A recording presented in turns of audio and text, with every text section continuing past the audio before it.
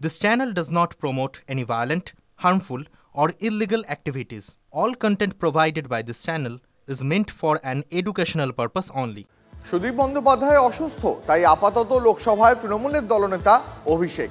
সর্বসম্মতিক্রমেই অভিষেক বন্দ্যোপাধ্যায়কে লোকসভার দলনেতা হিসাবে বেছে নেন তৃণমূল সাংসদরা। সুদীপ বন্দ্যোপাধ্যায় সুস্থ হয়ে না ফেরা পর্যন্ত দায়িত্ব সামলাবেন অভিষেকই।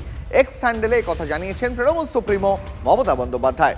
সমন্বয়ের দায়িত্ব সামলাবেন কাকলি ঘোষ দস্তিদার।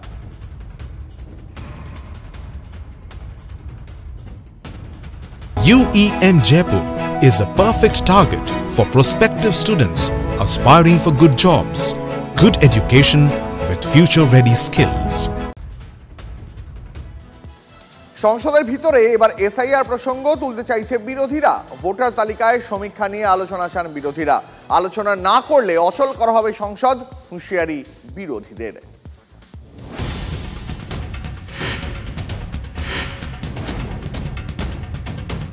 বিহারের এসআইআর নিয়ে লোকসভা অচল করে রাখার কৌশলে অনড় বিরোধীরা। সোমবারও সংসদের কাজকর্ম বিশেষ হয়নি। কংগ্রেসের মুখ্য সচেতক মনিকাম ঠাকুর এসআইআর নিয়ে আলোচনা চেয়ে মুলতুবি প্রস্তাব এনেছিলেন, তা গৃহীত হয়নি।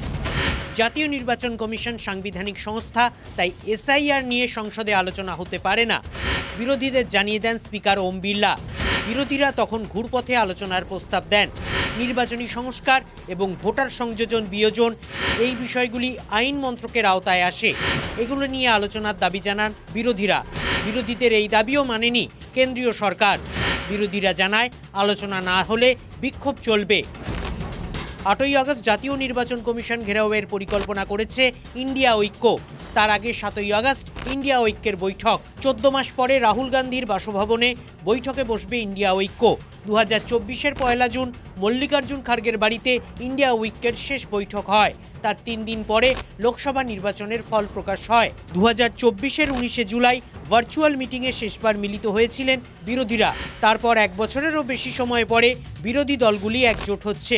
রাজনৈতিক মহলের ধারণা, বিহারে এসআইআরে 65 লক্ষের বেশি নাম বাদ গিয়েছে, তাতে রক্তের গন্ধ পাচ্ছে বিরোধী শিবির। রাহুল গান্ধী দাবি করেছেন লোকসভা নির্বাচনের রিগিং হয়েছে, তা তিনি প্রমাণ করে দেবেন। তাঁর হাতে নাকি অ্যাটম বোমা রয়েছে। এই হুঙ্কারকে আমল না দিয়ে বিজেপি দেখিয়ে দিচ্ছে বিহারের বিরোধী দলনেতা তেজস্বী যাদবকে, যিনি শনিবার দাবি করেছিলেন নির্বাচন কমিশন ভোটার তালিকা থেকে তাঁর নাম বাদ দিয়ে দিয়েছে। কিন্তু নির্বাচন কমিশন ও পাটনা জেলা প্রশাসন নথি প্রমাণ পেশ করে দাবি করে তেজস্বীর নাম ভোটার তালিকায় রয়েছে। তেজস্বী যাদব এরপর নির্বাচন কমিশনে কোনো লিখিত অভিযোগ করেননি। এমনকি কোনো রাজনৈতিক দলই নাম বাদ যাওয়া নিয়ে কোনো অভিযোগ করেনি বলে জাতীয় নির্বাচন কমিশন সূত্রে খবর। বিজেপির প্রশ্ন, তেজস্বী যাদবের কি 2টি ভোটার কার্ড নম্বর রয়েছে? आप देखिए 2020 और 2025 का एपिक कार्ड नंबर एक ही है। तेजस्वी यादव जी ने एक नया नंबर अपने ही वोटर कार्ड का दिखाया, जिस तस्वीर में अलग एपिक नंबर था। तो 2 वोटर आईडी कार्ड हैं। ये है तेजस्वी यादव की हकीकत। इसमें से सच कौन, इसमें से झूठ कौन? तेजस्वी यादव 2 जगह वोट डालते थे, आप सोचिए तो इनके कार्यकर्ता क्या करते होंगे। বিহারের পর এসআইআর হবে পশ্চিমবঙ্গে। এ রাজ্যে এসআইআরকে কেন্দ্র করে ইতিমধ্যেই রাজনীতির পারদ চড়তে শুরু করেছে। তাই ইন্ডিয়া ঐক্যের বিক্ষোভে তৃণমূলের অবস্থান বিশেষ করে নজর কাড়বে। এসআইআর নিয়ে তৃণমূলের প্রচারের পাল্টা রণকৌশল ঠিক করতে দিল্লিতে সংসদ ভবনে দীর্ঘ বৈঠক করলেন অমিত শাহ। সূত্রের খবর, তৃণমূলের এসআইআর এবং বাঙালির সেন্টিমেন্ট নিয়ে প্রচারের পাল্টা হিসাবে রাজ্যব্যাপী তিরঙ্গা যাত্রার পরিকল্পনা করছে বিজেপি। অমিত শাহের নির্দেশে রাতেই জেলার কর্মীদের সঙ্গে ভার্চুয়াল বৈঠক। সিএএ হেল্প ডেস্ক খুব ভালো করে তৈরি করতে হবে, অর্থাৎ সিএএ নিয়ে যেসব ক্যাম্প হচ্ছে সেগুলো নিয়ে সামান্য গাফিলতিও যেন না থাকে। বিজেপি বাংলা বিরোধী নয়, সেটা প্রচারে তুলে আনতে হবে। তৃণমূল যেন এবার সেই সুযোগ না পায় তা খেয়াল রাখতে হবে। এই নিয়ে তৃণমূল কোনো ন্যারেটিভ বা ভাষ্য রচনা করলে তার পাল্টা জবাব দিতে হবে। নেতৃত্ব দিতে হবে দলের বড় নেতাদের, যাদের ফলোয়ারের সংখ্যা বেশি, তাদের সোশ্যাল মিডিয়াতে পোস্ট করতে হবে। লোকসভা ভোটে অল্প ভোটে হেরে এলাকায় বুথ কমিটি গঠন প্রক্রিয়া কোথায় আটকে, কেন আটকে, সেই সব দেখে যেন দ্রুত কমিটি গঠন করা হয়, যাতে উৎসব পর্বের মাঝে বা সেই পর্ব শেষ হলেই প্রচার শুরু করায় কোনো ঘাটতি না হয়।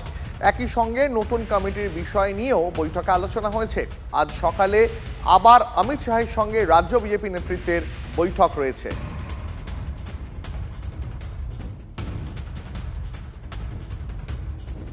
हमारा 365 दिन का राजनीति है, तो इसलिए आने वाले चुनाव में हम लोग कैसे फेस करेंगे, क्या क्या प्रॉब्लम्स हमारा है, कार्यकर्ता जिस जिस जगह में थोड़ा परेशानी में है उसको देखना और आने वाले दिन में ममता जी को हराना, यही तो।